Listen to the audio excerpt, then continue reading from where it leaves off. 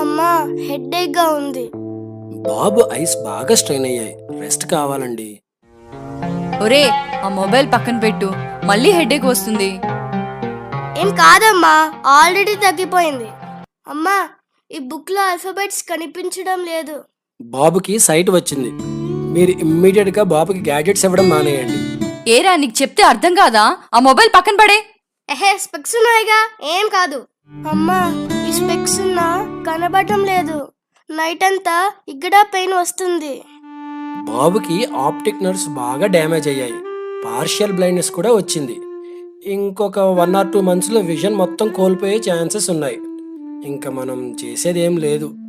అమ్మా ఇంకా నేనేం చూడలేనా? చూసారా, ఈ గ్యాడ్జెట్స్ మొబైల్ గేమ్స్ వల్ల జరిగే నష్టం? ఈ మహమ్మారి ఎంత వినాశనానికైనా దారితీస్తుంది. పిల్లల్ని వాటికి దూరంగా ఉంచండి, వారి కళ్ళని కాపాడండి.